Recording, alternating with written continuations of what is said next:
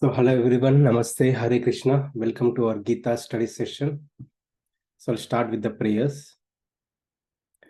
Om Ajnanatimirandasya Gnanajana Shalakya Chakshunmrutam Mena Tasmai Sri Gurave Namaha.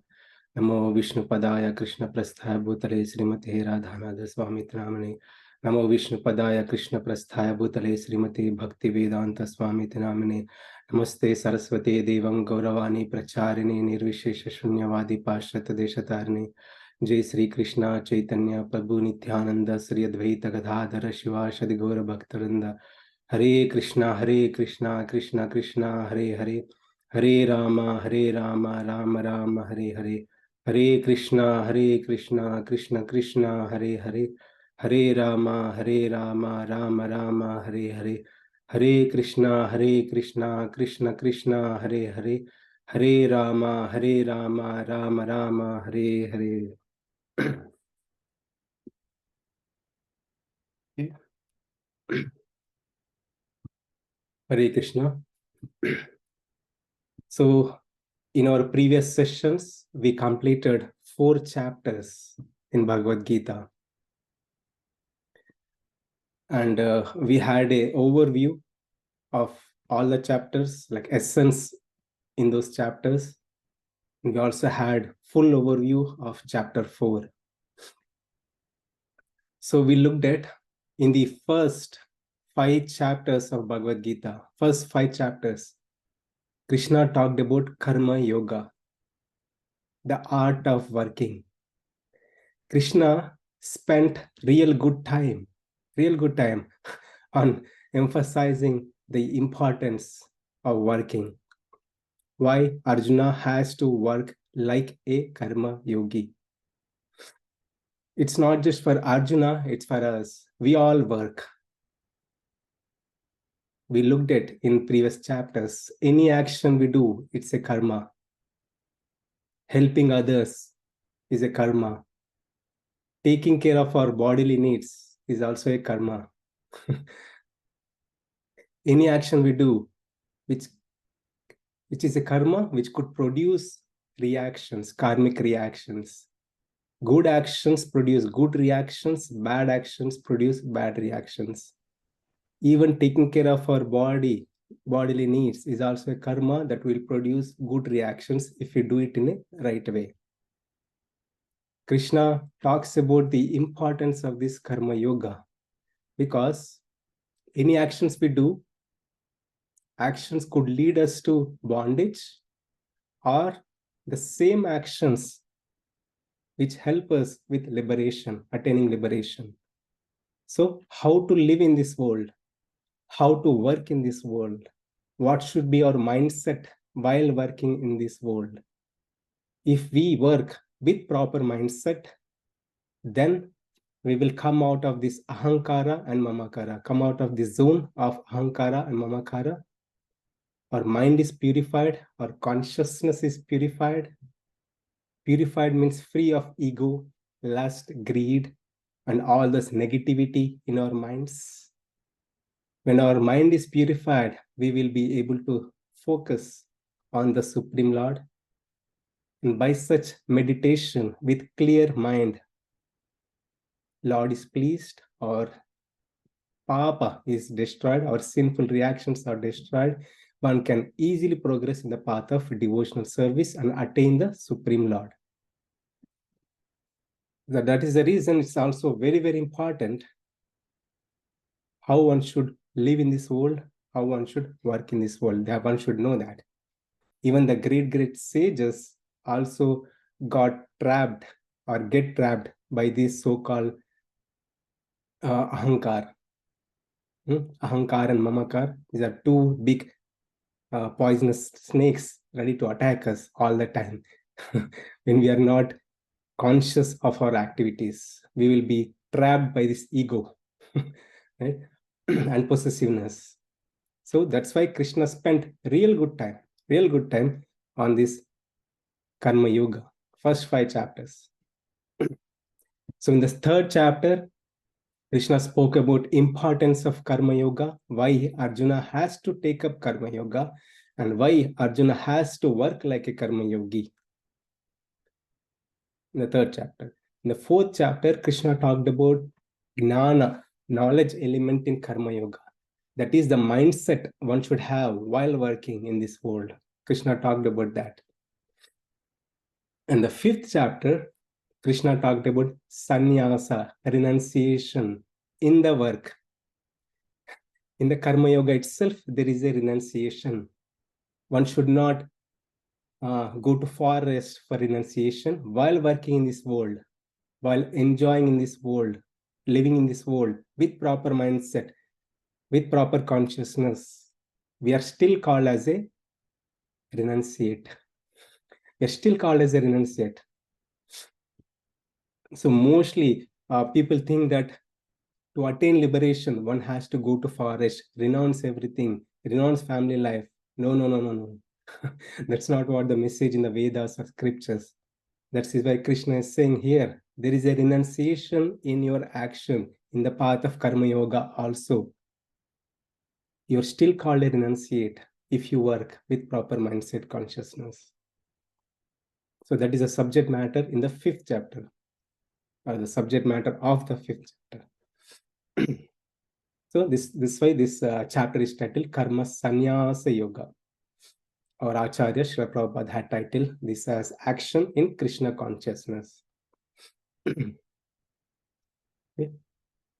So I'm not gonna go the summary, so we'll see as we go. So Karma Sannyasa Yoga. Karma means action. Sannyasa means renunciation. So it is not renunciation of action, it's renunciation in action. Seeing the spirit of renunciation in action. So that is the subject matter of this chapter. Okay, so we'll go to the first verse. Maybe I'll ask someone to recite this verse and translation.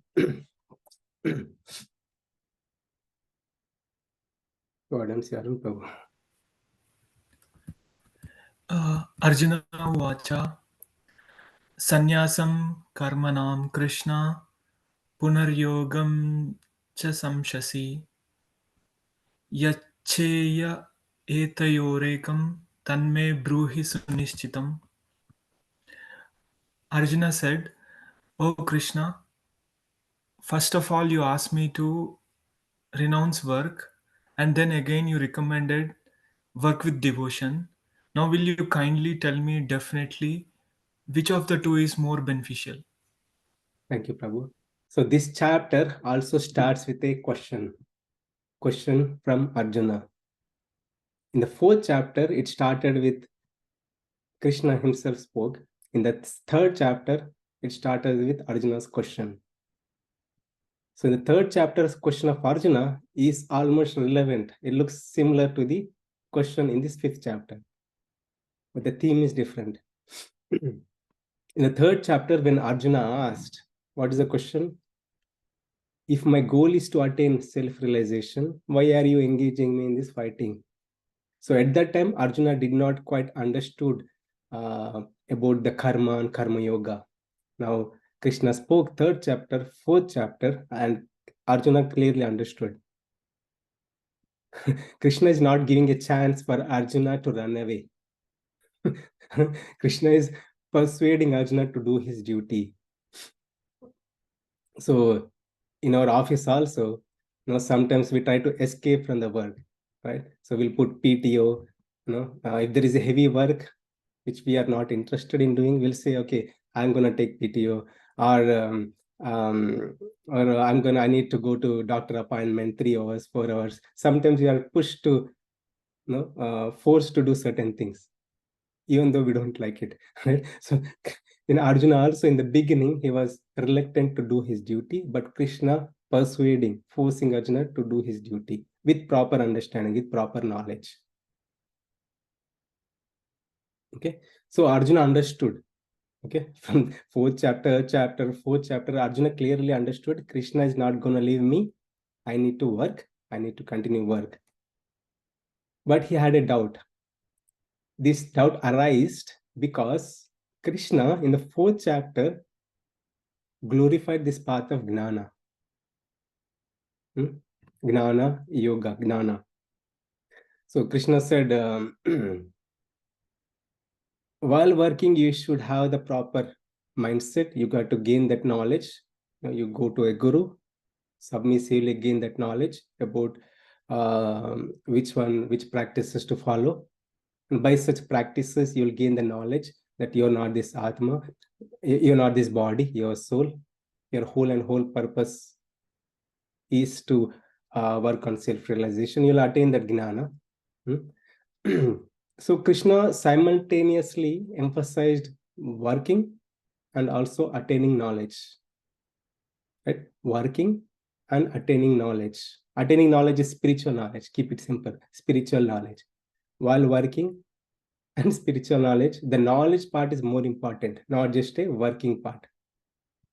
So while Krishna was simultaneously emphasizing both, Arjuna got confused. It's not the confusion, but he was asking, what is best for me? What is more beneficial? The path of Gnana Yoga or the path of Karma Yoga? That's why he says, Tanme Bruhi Sunishchitam. Tell me definitely, which is most beneficial for me. It is not just for Arjuna, it is also for us. We'll see. So, just as life lesson, doubts are like demons. If they are not defeated at the right time by a proper source, they devour our faith. So, while gaining the spiritual knowledge, it is very important that one should ask the right questions, inquire clearly, not to keep to oneself, because certain subject matters, if they are not clear, that will create confusion and misunderstanding. So it is very, very important while learning spiritual subject matters or any subject matter in general. So one has to have a clear understanding, asking the right questions, just like Arjuna did. Okay, this is a very beautiful verse. Maybe I'll ask someone to recite. Shri Bhagavana Uvacha Sannyasah Karma Yogascha Nishreya Sakaravubhav Tayostu Karma Sannyasa Karma Yogo Vishishyate. The personality of Godhead replied, the renunciation of work and work in devotion are both good for liberation. But of the two, work in devotional service is better than renunciation of work. Thank you, Prabhu. I think today you have to read more. I don't see Arun Prabhu. Okay. So in the second verse, Krishna is saying, in short, Karma Yoga is better. You don't have to renounce. Okay. So Krishna talked about Karma Yoga and Gnana Yoga. There are different paths to attain liberation. But for Arjuna, Karma Yoga is better. So how he has to do? With proper mindset, like a devotional service to the Lord. So that is better than artificial renunciation. So let's look at this picture. Okay, you're seeing this picture, right? So sometimes while we are driving on the road, putting GPS, going to a destination, if we really follow the GPS, yes, we can really reach. But sometimes when we are distracted by talking to our people or friends or thinking about something else, not paying attention to the GPS, what it is saying, we'll get misdirected. Or that is one way. One would go into a different route to reach destination. But GPS is gonna take to the destination for sure. Right? If you miss one exit, it takes to a different exit, right? And finally connects to the destination. Or some people intentionally want to take a adventure ride. Let's see what happens. I want to try out that one as well. Right? So you can see this road There are two diversions here in this picture. We can see, we can understand the subject matter of Bhagavad Gita clearly. So the path, imagine the path we are going is like a karma yoga. Karma yoga means we are working with proper mindset, proper consciousness as a service to the Lord for the pleasure of the Lord, not for our own sensual pleasures. Okay. So with that mindset, we are working. So we have a diversion to go left or right. Okay. So by scriptures, if one clearly understand the scriptures, Bhagavad Gita or any other Veda scriptures, it is clearly given. Okay, when one has to practice karma yoga with purification of mind, one can take up the easy route. Take bhakti yoga. Bhakti yoga is devotion, connecting to the Lord through love and devotional services. So by such connection, one can attain the Supreme Lord. It's a simple and easiest route, which is prescribed in Vedas and also by Krishna in Bhagavad Gita. Okay, or you may also take a left turn. Okay, so left turn has two more exits. Okay, if you take this exit, it has two more connections. If you take right turn, it's a straight route. If you take the left turn, it has two more connections. One is the path of Gnana Yoga. Okay, so when the mind is purified, he can go and renounce and work on meditating on the self and visualize self, right?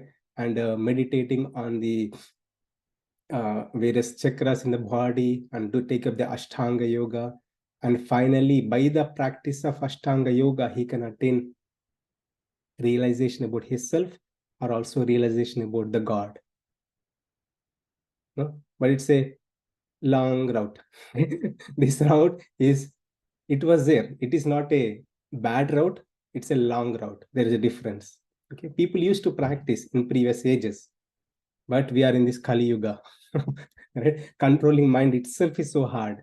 What to speak about, controlling all the senses, fixing our mind and thinking that I'm not this body, I'm Atma. That's quite difficult. So that's why in this age of Kali, our acharyas have given the wonderful process, and Krishna also recommends in the 6th chapter towards the end, he himself recommends Yoginam api sarvesham mad bhakti antaratmana. So the best yoga of all yogas is the bhakti yoga. So take a right turn. Simple. No need to take a long road. Take a right turn and go. So that's why Krishna is saying, you both routes are good. Both routes are good. Krishna himself has given these routes. Both routes are good. That's what Krishna is saying here. Both routes are good for liberation, but you take up the route of karma yoga, purify your mind, and take up bhakti yoga and you attain liberation. Okay. And more importantly, one important point I want to say about the path of Gnana Yoga. For example, if we take the left turn and without proper purification of mind, or after purification of mind, we are going to forest and meditating. If we accidentally commit any offense or any sin, what are the credits we obtained? It's all gone. One has to start over his life. If a person dies without without completing his self-realization process, he will fall down. If he falls down, if he sees death, if he dies, he has to start over from the beginning, from the ground zero. So that the path itself is difficult, and if one falls down, it's not helpful either. So that's why Krishna is saying, don't worry about the path. The path of karma yoga in itself is good enough. You don't need one more junction. Okay, one more exit. So the path of karma yoga is good enough for you to take up bhakti yoga and attain self-realization, attain the Supreme Lord. Hope I made sense. If you have any questions, you can put it in Zoom chat. So you look at this picture. So this is the essence of Bhagavad Gita in a nutshell. Okay, so it's really good to look at it very often. So we'll get some clear understanding as we go. So this is a level 0. Okay, this is not to criticize anyone or insult anyone. This is a level 0 as per scriptures. It's like unregulated sense gratification, living without following anything, no rules and regulations of a human life. So that path is called animalistic life. I mean, scriptures, not me. Don't blame me. Okay. So the level 1, upper level is karma kanda. So this is following the scriptures, following their dharma. So level 0, no dharma. Level 1 is following the dharma, doing our duties, taking care of our family, taking care of our children, dutifully doing our job, doing everything as given in the scriptures.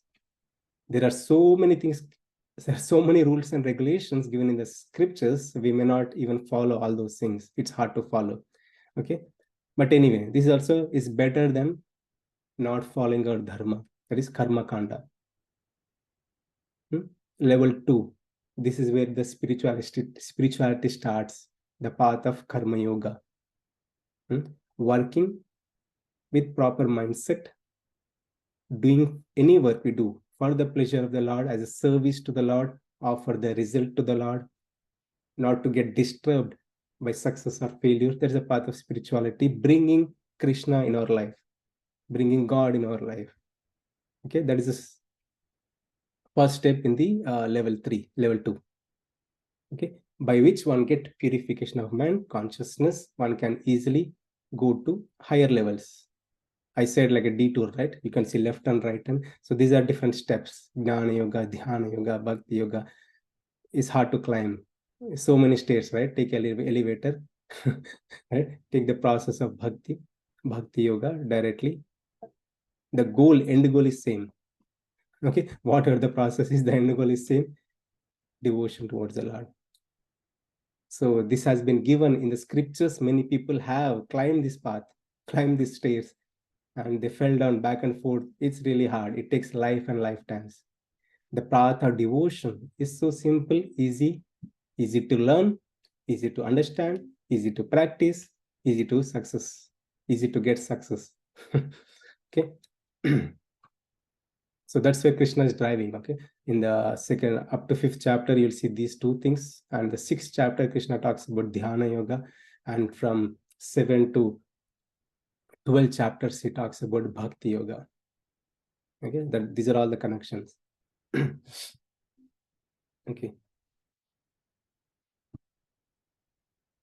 We will ask someone else to read.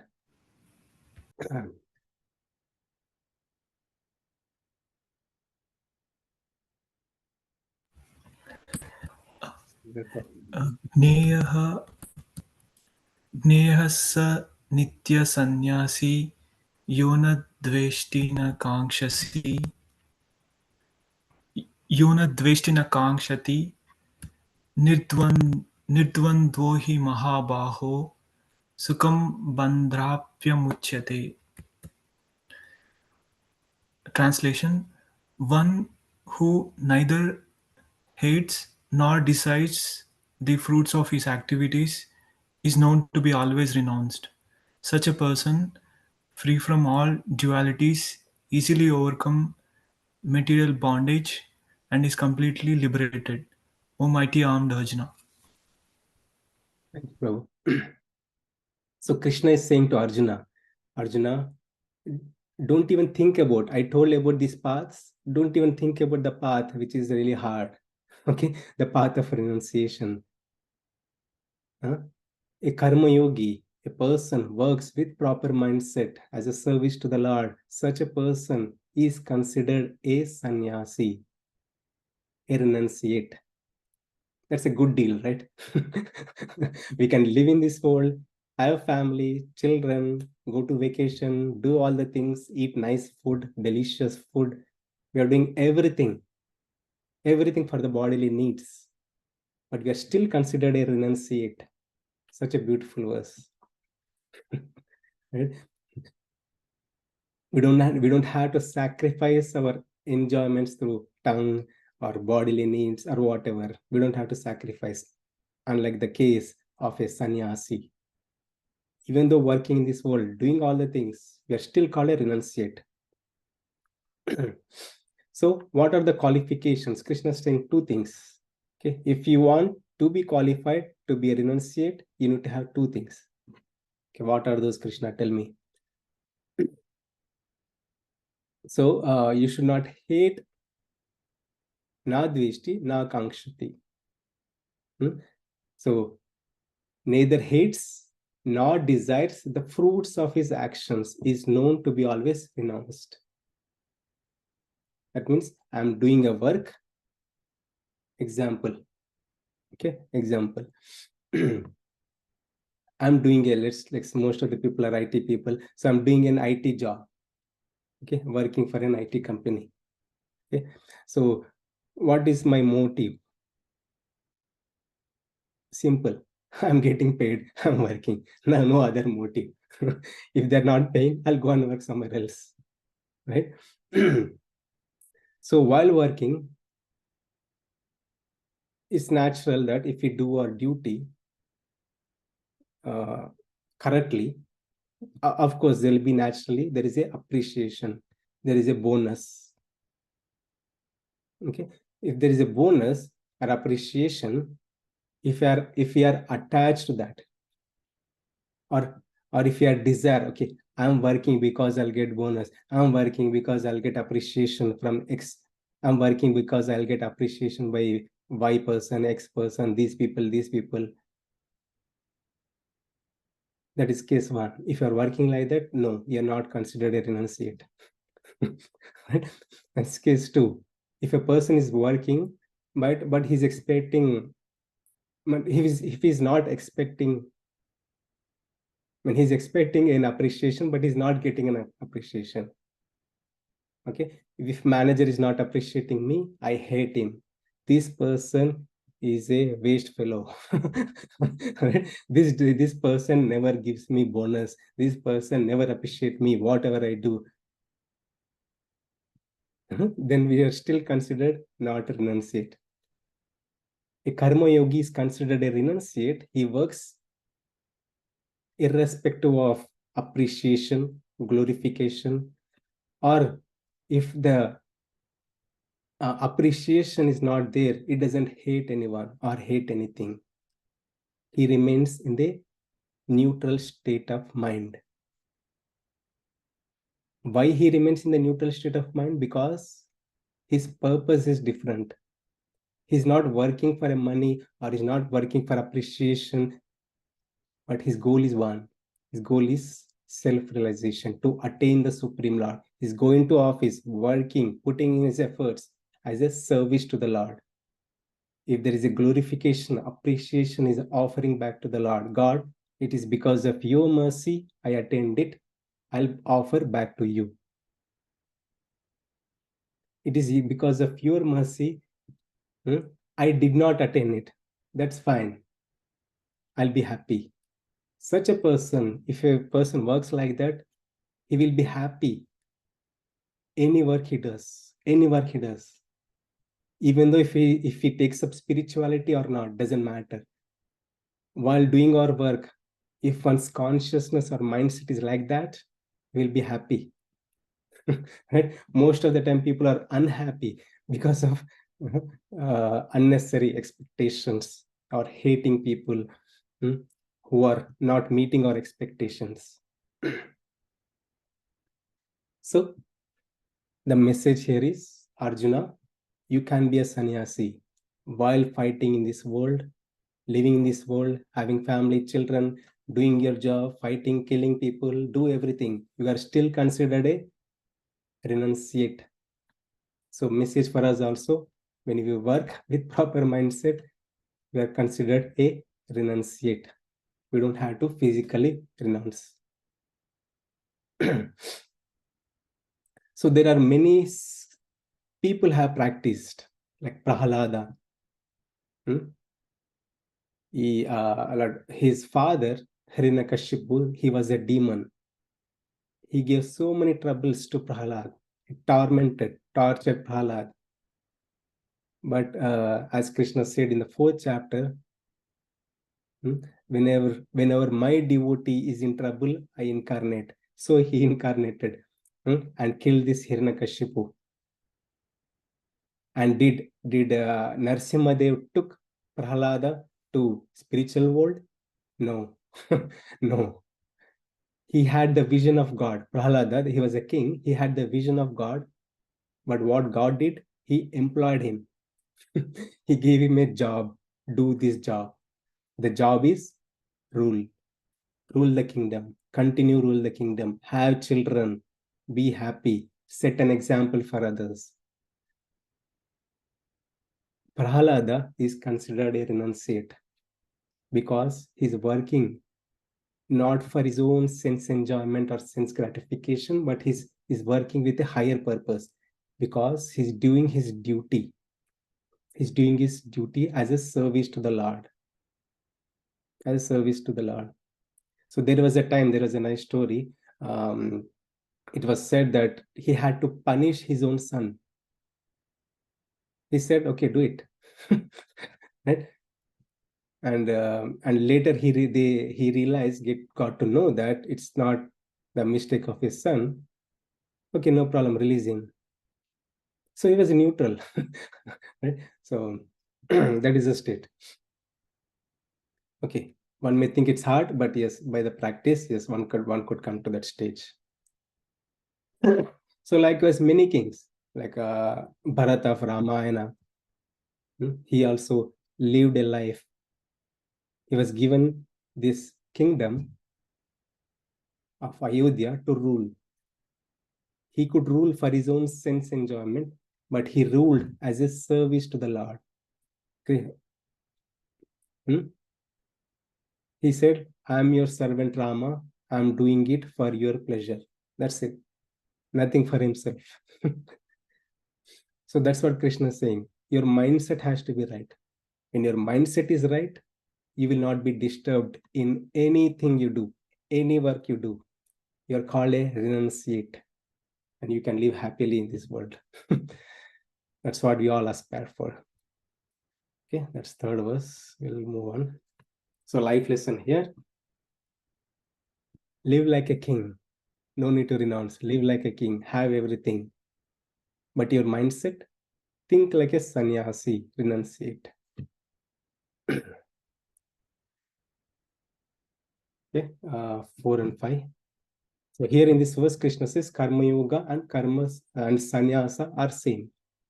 Basically, working with proper mindset and renunciation, both are same. That's what Krishna is going to say in these two verses. Maybe I'll ask someone to read English.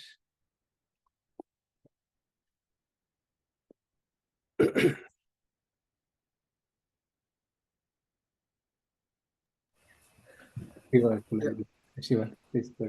Thank you. Yeah, only the ignorant speak of devotional service as being different from the analytical study of the material world. Those who are actually learned say that he who applies himself well to one of these paths achieves to the results of both. Thank you. And read fifth also. Yeah. So one who knows that the position reached by means of analytical study can also be attained by devotional service, and who therefore sees analytical study and devotional service to be on the same level, sees things as they are. Thank you. So in both these verses, the message is same. The message is karma yoga and sannyasa. The result is same. You can practice this route. We looked at this example already. There is a left turn or right turn. Right? So the result is same. You don't have to take a detour and work towards Gnana Yoga. By the practice of Karma Yoga itself, you can attain liberation, a self-realization. So Krishna in the fourth verse, he's saying only the Bala. In the Sanskrit, he uses this Bala. It's a childish mentality. People say that renunciation is good. One has to renounce the world and try to understand his self by mental speculation. I am not this body, I am soul. That mental speculation is called a Sankhya philosophy. Okay? It's really hard. Okay? Don't even think about trying it. But it's also a valid path. It's a hard path. Krishna is saying people if they don't have proper knowledge about complete Bhagavad Gita or the Vedas, they may say that okay, that path is also good. I'll work on that path. I'll try to understand myself with my own strength. And attain self-realization. Krishna is saying, don't worry about that. By working only, be in this world, work in this world, you can attain the same result. For example, if a person is having a disease and doctor said, you eat apple, the patient would ask, okay, should I eat green apple or should I eat Fuji or red delicious apple? Then doctor would say, eat any apple, doesn't matter about either way, the result is same. You're gonna get the nutrition. But if you eat the green apple, I'm taking for example, if you eat green apple, it is little sour, hard to chew, it takes time. But if you eat Fuji apple, it's so delicious to eat. You'll enjoy while eating. It's so nice. And you'll at the same time you'll get good nutrition too. So it's up to you. You choose whatever you want. So obviously the patient picks the one which is easy to eat and it's palatable, enjoyable. The same thing. The karma yoga, the path of action or the path of renunciation, both are valid paths, but the path of sannyas is quite difficult. Take a path which is easy to follow, easy to practice, and easy to attain self-realization. Okay, I will move on. So this is a life lesson. Without devotion, renunciation comes painfully. With devotion, even liberation comes joyfully. The words are a little different, painfully and joyfully. Without devotion, trying to work on ourselves, the path of Sankhya or Gnana Yoga, it comes painfully. With devotion, while working, even the liberation comes joyfully. You can enjoy your life and still attain liberation happily. Okay, more to read. Text 6 and 7, just English. Go Shiva. Thank you. Yeah. Merely renouncing all activities yet not engaging in the devotional service of the Lord cannot make one happy. But a thoughtful person engaged in devotional service can achieve the supreme without delay. And the next, one who works in devotion, who is a pure soul and who controls his mind and senses, is dear to everyone, and everyone is dear to him. So, though always working, such a man is never entangled. Thank you, Shiva. So, in the 6 and 7, Krishna is saying mere renunciation without proper knowledge or without purification of the mind. If a person renounces, that renunciation is difficult and distressful. And 7, Krishna is saying, if a person works with knowledge, with proper mindset, with proper control of mind and senses, is still called a sannyasi, he will never get entangled. His actions will not produce any new reactions. His karma will not produce any new karmic reactions. He's nullifying his karma. He's not generating any new karma. He's not generating any new desires. That means he can break the cycle of birth and death. If he can break the cycle of birth and death, he can attain Supreme Lord. Simple. Okay, let's process it and we'll go a little deeper into these verses. So, mere renunciation. Why would a person just like renounce? Out of frustration, right? If our children are troubling us, if our spouses, not all spouses, certain spouses, husband or wife or whatever combination, or other family members or anything, difficulties in life, everybody go through difficulties. Okay, everybody has to go through difficulties as per karma. That's why we are born here. We are born in this material world. Dukhalayam ashashvatam. It is expected. Dukkam is expected. Nothing to worry about. Don't think too much about it. Dukkam is expected. That's why Krishna titled this earth planet as Dukhalayam, a place where there is misery. A place where there is misery. So it is expected there is a dukkha in this world. But out of dukkha, out of frustration, if a person artificially renounces, okay, I'm done with this world, I don't want this family, I don't want these children, I don't want this job, then he will have hardships, difficulty in the path of spirituality or in the path of whatever the path he's following to liberate himself or staying away. It's quite difficult. So what is needed? That's why Krishna is saying, engaging in devotional service of the Lord. Not engaging in devotional service of the Lord cannot make one happy. So that means if a person artificially renouncing and still he doesn't have any knowledge, gnana, knowledge is very important. He doesn't have any knowledge about the Supreme Lord, about Bhagavad Gita or nothing. It's really hard. But a same person, a thoughtful person, that's why Krishna uses word, a thoughtful person. Here it refers to a karma yogi. He lives in this world, he applies proper mindset, he's working as a service to the Lord, doesn't get disturbed, and he can achieve the supreme without delay. Without delay.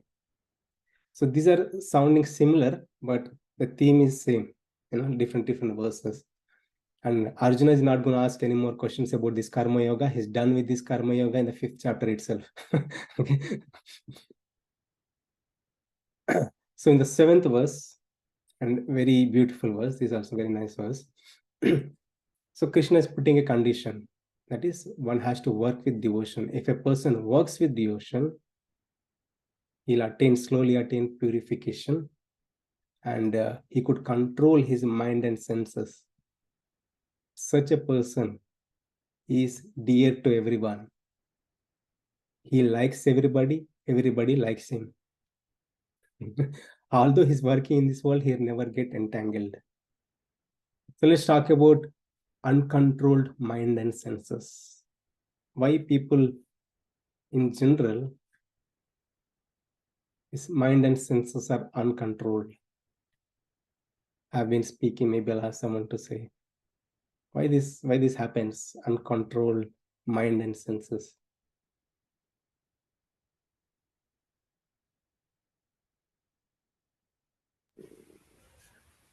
Because like mostly it is habituated, we keep satisfying our senses and it repeats in that cycle, endless cycle. We get some like our brains are designed that way. So if we get some dopamine, then we keep doing that activity, we keep satisfying our senses. So we have to acknowledge that. Yeah, when we are fueling the oil, right? So the light is going to burn more, right? So we expect more and more, and mind is going to pull towards the direction. Any others? Yeah, so there are various reasons, like mind would get out of control. Then how to control this mind and senses? What are the paths available? What are the paths available? Here we are talking about karma yogi can also bring in bhakti, devotion. So that is the essence here. I want to highlight that point. So to control mind and senses, what are the options available? So one can do breathing exercises, pranayama exercises, or one can focus on a dot. There are some schools of thought, so they teach to meditate on a dot. There's nothing wrong in it. All are good paths. All are good. All are good. So when I was in my school, I think almost in the 6th or 5th grade. Yeah, almost in the 6th grade, I think. So my teacher, she drew a dot on the board, and she asked everyone to look at it and meditate. everybody was everybody was looking at the dot, like saying, where is the dot? Same question, where is the dot? They couldn't find the dot. But it was very small, and it's not so visible, but people are looking at it's hard to find the dot, and after they finding the dot, it's hard to focus, right? So we are children that time, like we are small ages, so it's hard to fix mind. When we are looking at that dot, many things will come to our mind, right? So that's also good type of meditation. So one is breathing exercise and focusing on certain things and meditating on it. So these are valid paths. And Krishna says, these are all good. There's an easy path. Fix your mind on me. Manmana bhava mad bhaktyo madhyaji mam namaskaru. Manmana bhava mad bhaktyo. Always meditate upon me. Think about me. Offer your obeisances unto me. That path is easy path. Your mind and fixes, everything are out. Mind and senses are automatically controlled. Don't work too much hard. Just listen to a song. Put a kirtan in your ears. And listen to a nice story of Supreme Lord, Krishna Kada. It's also same. You're meditating on the pastime of Krishna. Your mind is automatically controlled. This is something to experience, when you are really out of mind and control in our difficult schedules. Everybody will go through these difficult schedules of their life, office or children or whatever. Take some time, just put in earphones, put in earphones, headset, and listen to nice kirtan, Mahamantra of the Lord. Hare Krishna, Krishna Krishna, Hare Hare, Hare Rama, Rama Rama, Hare Hare. Or any name of the God. There are so many names of the God. Pick any name of the God. Just bring God into our consciousness, you will see the result. It's automatically controlled. Mind and senses automatically controlled within minutes. Within minutes, you can experience it. I have experienced it. Many people have experienced it. That's why Krishna also recommends in the later chapters of Bhagavad Gita, in the Bhakti Yoga chapters of Bhagavad Gita. A person, in this verse, Krishna is saying, a person is working with devotion, bringing God in picture, controlling his mind and senses. Such a person is dear to everybody. Everybody likes him. He likes everybody. He doesn't hate anyone. He doesn't criticize anyone. He sees everybody as part and parcels of the Supreme Lord, as Atma. He does not discriminate people. And everybody also likes this person. I want to be with that person. In this material world, people want friends only because they want something out of you. So people come to you because they for their own enjoyment, they want to pull you in, or many other reasons, right? So it's not a real good friendship. If they're really liking us, that means however we are, if they are supportive to them or not supportive to them, whatever we are, if they really like us, they will be with us. Okay, so this yogi, now Krishna is talking about a yogi. A person works with devotion, with bringing God in picture, controlling his mind and senses automatically. He's so lovable. Everybody loves that person. He's happy person. He spreads happiness everywhere. And he will never get entangled in this world. Never get entangled. That means his actions are not producing new reactions. His actions not producing any new reactions. He's going to work, eating food, or doing all the actions. No karmic reactions are being generated. That means he's on the path of liberation. He can break the cycle of birth and death.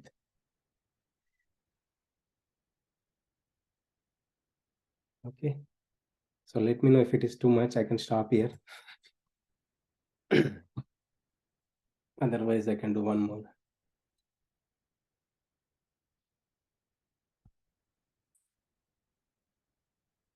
If no one is saying too much, so I'll do one more and we'll end the session. This is the last one. We'll end the session. Okay. So the man of perfect knowledge. Krishna is talking about the highest stage, a person in the highest stage. Okay. He's a doer, but still a not doer. Okay, we'll see what that means. So text 8 and 9, a person in the divine consciousness, a person in the divine consciousness, although engaged in seeing, hearing, touching, smelling, eating, moving about, sleeping and breathing, always knowing within himself that he actually does nothing at all. Because while speaking, evacuating, receiving, or opening or closing his eyes, he always knows that only the material senses are engaged with their objects and that he is aloof from them. Krishna is not talking about karma yoga nishta, like when you're practicing with proper mindset, you'll come to a stage you can feel like everything happening in your bodily things, right? So we have, when I say bodily things, we have 5 karmendriya and 5 gnanendriya. So gnanendriya is knowledge acquiring senses, karmendriya is working senses. Knowledge acquiring senses are like sense of vision, sense of smell, sense of taste, sense of hearing, sense of touch. By looking at something, I gain knowledge, right? That is sense of vision. By smelling something, I can gain knowledge, that sense of smelling. By hearing something, I can gain knowledge, what song is being played. If someone talking bad about me, right, I can gain knowledge. So these are all gnanendriyas, knowledge acquiring senses. And we have karmendriyas. Karmendriyas like hands, legs, mouth, and lower organs, okay, by evacuating organs. So various, all these organs, like he's using this senses and he's using this knowledge acquiring senses, he's using working senses, he's working in this world, but he thinks it's all done by these senses and everything.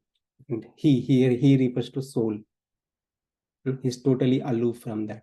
It's quite complicated. Don't imagine us to be that stage. It is a stage of a person in the perfect stage.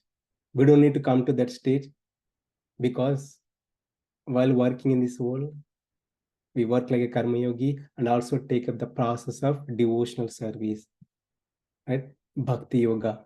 And we don't need to really worry about, will I come to that stage? No, not to come to that stage.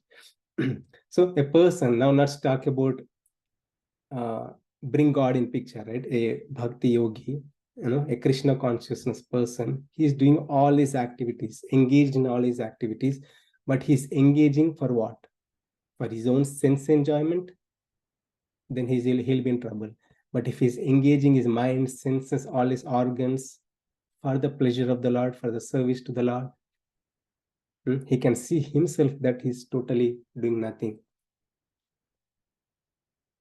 That means his actions will not create any new reactions. Whatever the organs he used for actions, none of the actions are going to produce new reactions.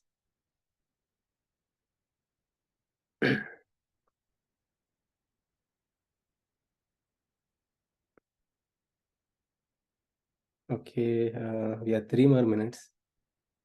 I'll do this one also. I think we can end at this 10th verse. It's a round number. We'll make it round number. 9 is not so good number. We'll stop it at 10. So because it's a very beautiful verse, and we can end the session of that after this. Sorry, I'm taking one more verse, because when you go back, we'll go back with nice message. Okay, so in this verse, Krishna is talking about work for the Supreme with detachment. Okay, it's text 10. It's a beautiful verse.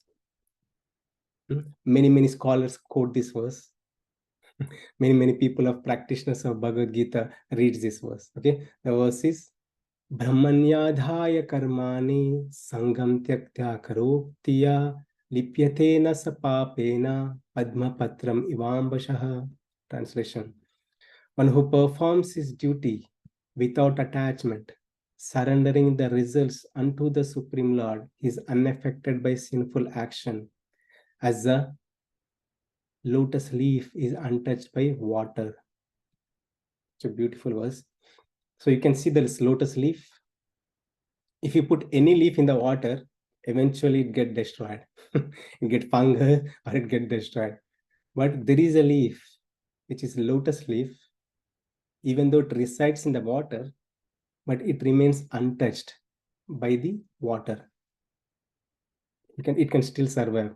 No, this is the effect of water has, our water has no effect on this leaf.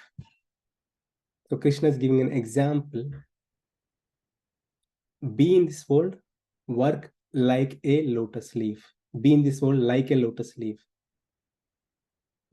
So any actions, as we know, the philosophy of karma and karma is, the philosophy of karma is any action we do, it will produce reaction. We do good actions, produce good reactions, bad actions, produce bad reactions. But when we take up the process of karma yoga with proper devotion, service to the Lord, as a service to the Lord, we can remain like a lotus leaf, untouched by any sinful actions. Okay. So papena, it's not like lipyatena papena. So papena doesn't mean like sin. It also means reaction to our action, reaction to our action. So we have covered this in many times in our previous sessions. Like any actions we do produce reactions. For a yogi, for a karma yogi, the practitioner of a karma yoga, bringing God in picture. Okay, so he can live a life like a lotus leaf, like a lotus leaf, untouched by material contamination. Out of ego, most of the time will be ego oriented, possessiveness, desire. I want this, I want this, I want to satisfy my ego. I want to bring more things in my life. Those are all binding. Accept it. That's what Krishna has been saying. You have it. You have the family, you have the children, have a good house, family, everything. But still live like a lotus leaf. Don't get contaminated. How not to get contaminated? It's just a mindset. One has to work with proper mindset, live with proper mindset, with the knowledge of Bhagavad Gita, working, as with our knowledge, like I'm not this body, I'm soul, I'm doing this as service to the Lord, offering the result to the Lord. Such a person can live in this world without being affected by the dualities of the world.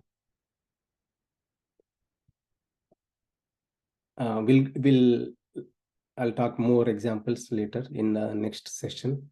So life lesson, take away point, live like a lotus leaf. Live like a lotus leaf. Okay, I'll stop here. Hare Krishna. Thank you all for joining the session today. If you have any questions, concerns, or thoughts, or sharing realizations, please feel free to share. Thank you all very much. Hare Krishna.